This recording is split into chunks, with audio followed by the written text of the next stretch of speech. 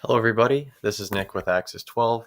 Today I'm very excited to show you a new part of the report that we are going to be releasing. The reasoning for this is it is a distilled version.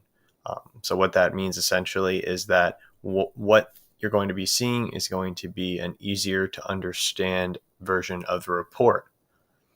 The previous version of the report, which you're looking at right now on the screen, consisting of this visual at the top. You can see that your data here. And there's a lot to this. Your oscillations, frequencies, sustain, what intervals we're using, the roles of the functions, how many times they showed up, their total resolution. I'm not going to go through all of this, but if you were to try to understand the report, the most important part of the report for someone just coming in to get an idea of their type in Axis 12 would be this part right here, the hierarchy and modes. And this is where you're looking at specific pathways and modes. So what you're seeing here is exactly that. You're seeing the 12 pathways, and within those pathways there are modes. So for me in this report, I would have PEJI, JIPE as a mode, and that's because the resolutions are close enough to be considered a mode, which means that these two pathways oscillate, back and forth with one another. But there's a lot here. And we found that a lot of people coming in to the system, people are paying for reports. They get the report. They tend to have a lot of questions. I don't blame you. When I first came to Axis 12, I bombarded Jay with a ton of questions. For me, looking at this and not understanding all of it was actually a motivator for me to learn more, because I wanted to know where are these numbers coming from? What does sustain mean? What is resolution? All these different aspects of the report, dimensions. There's a lot. There's a lot to it. So what we wanted to do was break it down into something a little bit more digestible, something a little bit easier to understand. So a lot of credit goes to Unison for this. He was working really hard on this report, and it turned out fantastic.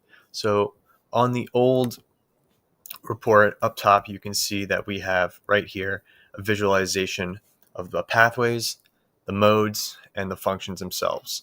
So the functions themselves, we had different size circles. So the bigger the circle in this visualization, the stronger the function. So whatever, and the way it was put here is that your dominant would be in the top left, and your acting inferior would be in the bottom right, also the smallest. And then the auxiliaries and tertiary, if you want to use those terms, would be in the middle, and the arrows are representing pathways. The multicolored arrows were representing modes.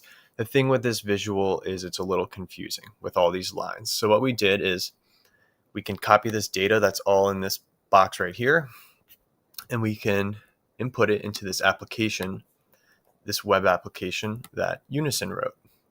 So if I were to paste my data into here, this is all of my data, just as it is on the old report. I am Gamma Quadra, so I'll click Gamma. And then we have this very nice breakdown. Now what you're seeing here, just like on the old report, is the circles. So the circle size is representing the power of the function, the consciousness. When these circles are overlapping, that means that there is a mode. And this distilled report is mostly tracking modes. It is less about pathways. It's less about going from one function to the next, which would be a pathway. So just JI to JE would be a pathway, PI to JI, one function transitioning to a different function. That would be a pathway. What a mode is a mode is going from one function to another and then returning back to the beginning function. So, for example, it would be JI, PE, JI. That would be one oscillation of a mode. So you can see here modes are being tracked. And we have this little bubble. It says modes are multiple functions used together and comprise much of a person's personality expression. 2, 3, or 4 functions can be used together simultaneously to create a mode.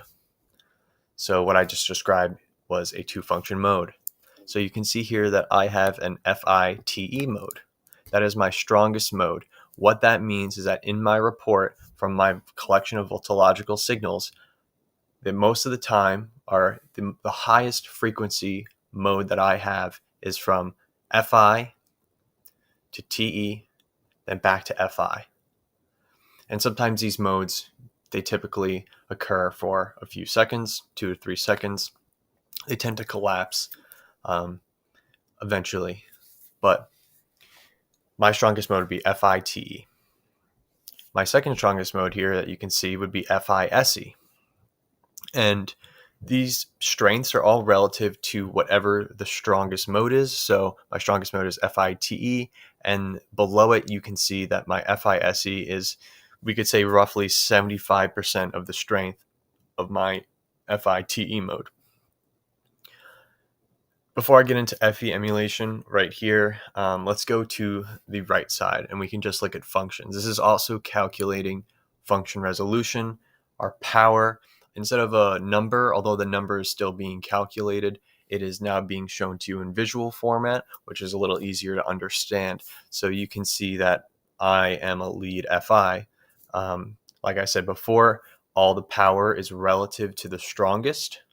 So my highest strength function are the one that happens to show up the most in my report is introverted feeling. The second highest would be extroverted thinking, which if we look here, we can roughly say maybe, I don't know. It's hard to put a number to it. I'm not going to try to put a number, even though I just did that with the modes.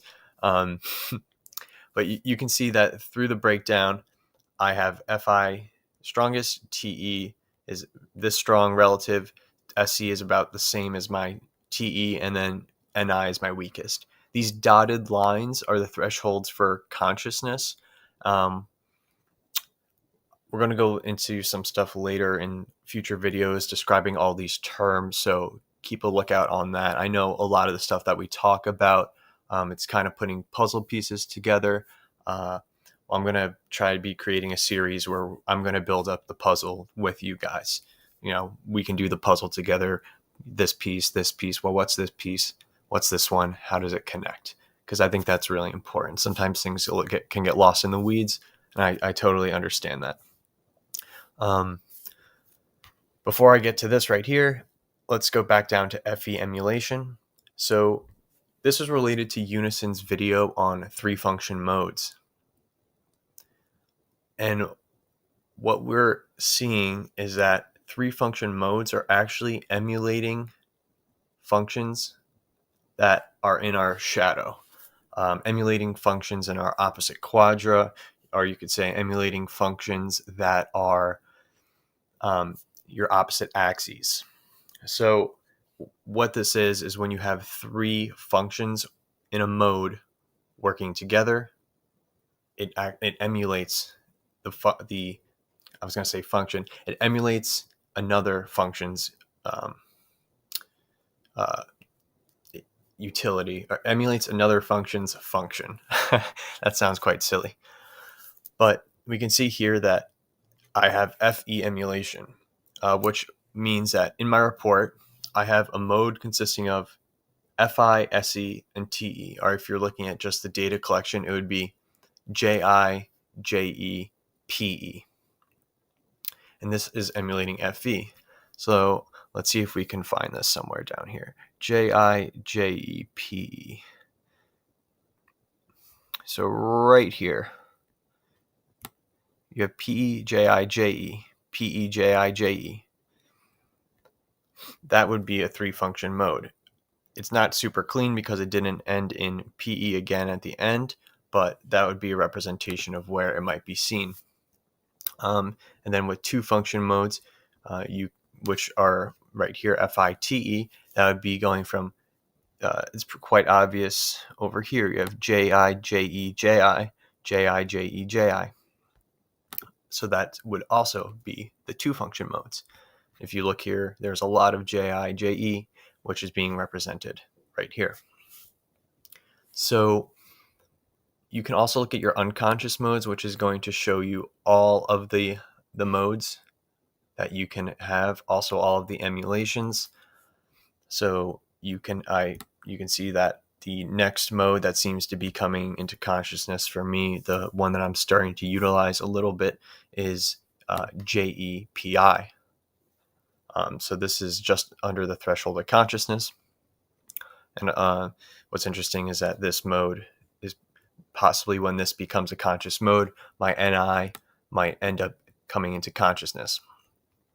But that's to be seen when I get an updated report where I'm developing where my differences are.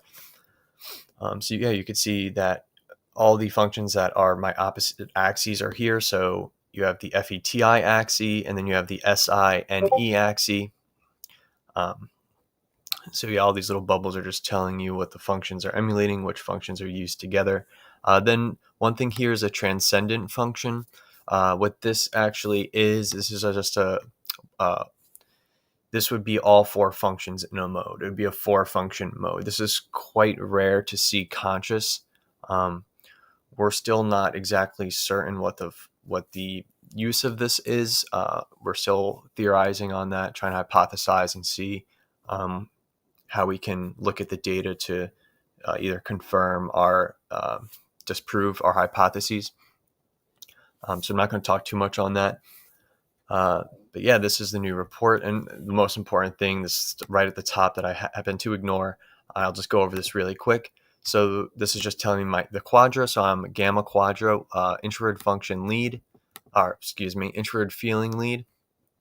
And these 3 functions here would be my conscious functions. So the 3 functions at the start are the functions you have conscious, which we can see in this graphic here.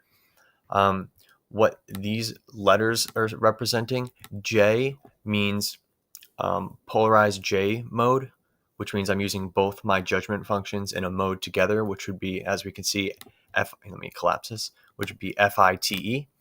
That's my strongest mode, so J. My next strongest mode is R, what cognitive type would call a revisor. And this would be JIPE, which we can see here is I also am using FISE, is another conscious mode that I have. And little fe is emulation of fe. And then we have minus ni. Ni is not conscious. So this is the new app. Much thanks and respect, honestly, goes out to Unison, because this took a lot of work for him to develop. Yeah, if you guys have any questions, please feel free to leave them in the comments. This will be included in the new report. It's going to be a lot easier to see. The old version of the report is still being used by us as a way to gather data, because there's a lot more there. If you do want to see that report,